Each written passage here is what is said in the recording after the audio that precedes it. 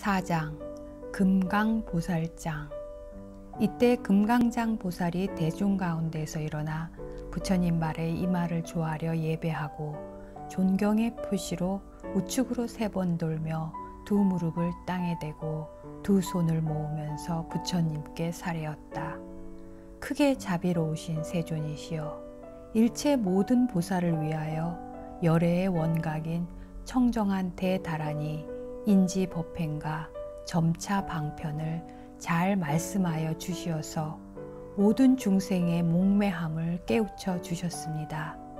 이 법회에 모인 모든 중생은 부처님의 자비로운 가르침으로 어둠을 밝히어 지혜의 눈이 청정해졌습니다.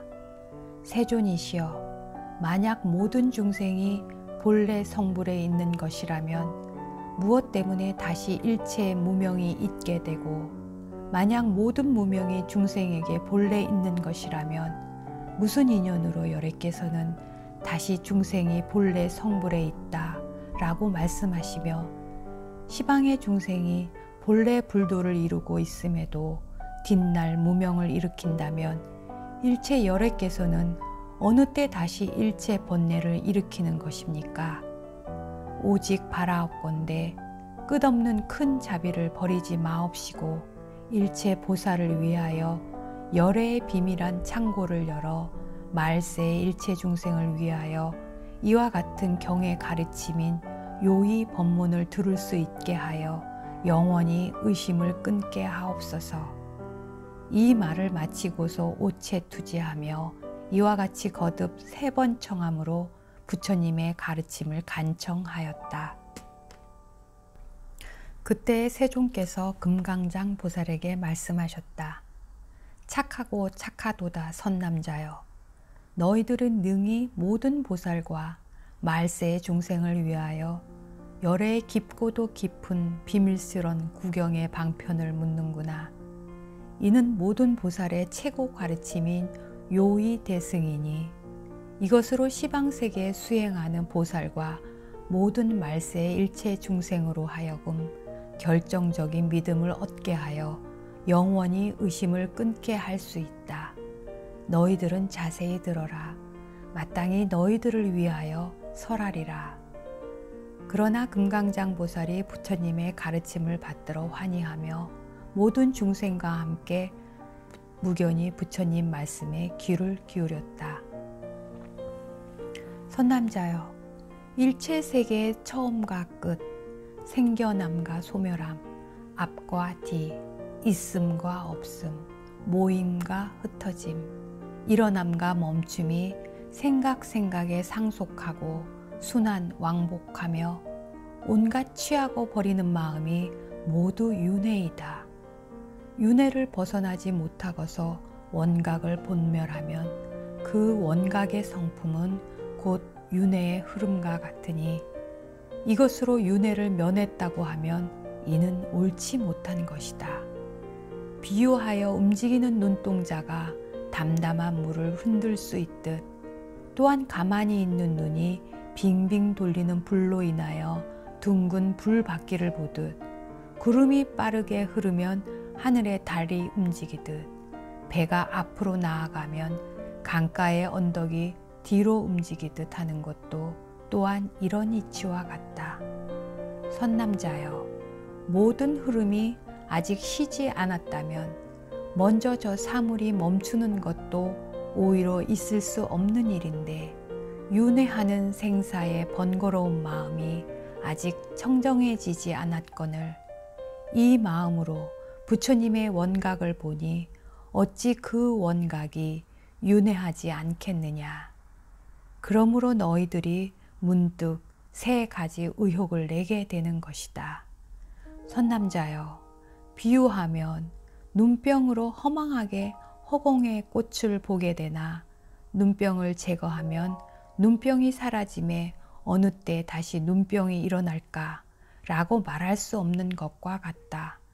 왜냐하면 눈병과 허공의 꽃은 상대하여 기다릴 것이 아니기 때문이다. 또한 허공의 꽃이 허공에서 멸할 때 허공이 어느 때 다시 꽃을 피게 할까 라고 말할 수 없으니, 왜냐하면 허공에는 본래 꽃이 없어 피어나거나 사라질 것이 아니기 때문이다. 생사와 열반도 일어나고 멸하는 것은 같지만 묘각의 원만한 비춤은 눈병이나 허공의 꽃에서 벗어나 있는 것이다. 선남자여, 마땅히 허공이란 잠시 있거나 없는 것이 아니라는 사실을 알아야 한다. 하물며 열애가 원각에 수순하여 허공의 평등한 본래 성품이 됨에 더 말할 필요가 있겠느냐. 선남자여, 비유하면 금강을 녹여 나온 금이 녹여서 새로 있게 된 금이 아니며 이미 금으로 만들어졌음에 다시 광석이 되지 않는 것과 같다. 무궁한 세월이 지나도록 금의 성품은 파괴지지 않아 금의 성품이 본래 성취된 것이 아니라고 말할 수 없으니 열애의 원각 또한 이와 같은 것이다. 선남자여, 일체의 열애의 오묘한 원각심에는 본래 보리와 열반이 없고 부처가 되고 되지 않고가 없으며 허망한 윤회와 윤회 아닌 것도 없다. 선남자여, 단지 모든 성문의 원만한 경계에서는 신심과 언어만이 다 끊어졌을 뿐, 이 경계로는 끝내 저 친히 증득하여 나타날 열반에는 이룰 수 없다. 하물며 범부의 사유 분별하는 마음으로 어찌 열애의 원각 경계를 측량하여 헤아릴 수 있겠는가. 이는 마치 반딧불로 수미산을 태우려고 하나 끝내 태울 수 없는 것과 같으니, 윤회하는 마음으로써 윤회하는 견해를 내어 열애의 대정멸 바다에 들어가려 하면 끝내 이룰 수 없는 것이다. 나는 이 때문에 일체 보살과 말세의 중생을 먼저 무시 이래로 윤회하는 근본을 끊으라고 설하는 것이다. 선남자여, 사유는 마음에서 일어나는 것으로 모든 육진 망상이 인연한 기운일 뿐 진실한 마음의 바탕이 아니니 이미 허공이 꽃과 같다. 이 사유로서 부처님의 경계를 알려하면 마치 허공의 꽃이 다시 그 꽃의 열매를 맺듯 망상만 거듭 더할 뿐이니 이는 옳지 못한 것이다. 선남자여, 허망한 들뜬 마음은 교묘함이 많아 원각을 성취할 수 있는 방편이 되지 못하니 이와 같은 분별은 바른 물음이 되지 않느니라. 그때 세존께서 거듭 이 뜻을 펴시고자 하여 개송으로 다음과 같이 말씀하셨다. 금강장 보살이여, 마땅히 알라. 열애의 원각인 정멸한 성품, 일찍이 처음과 끝 있지를 않네.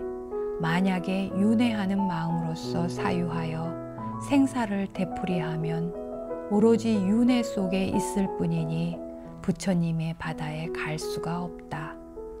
비유하면 금강석을 녹인다 해도 그 속에는 원래의 금이 있었고 본래부터 순금 성품 갖고 있어도 끝내는 녹여서야 순금이 되니 하나의 순금으로 만들어지면 다시는 금강석이 되질 않는다. 중생의 생사와 부처의 열반 세상의 범부와 모든 부처님 똑같이 허공의 꽃 모습과 같고 중생의 사유도 하나 같거늘 어찌하여 허망함을 힐난하는가. 만약에 이 마음을 알 수 있다면 그런 연후 원각을 구하게 되리.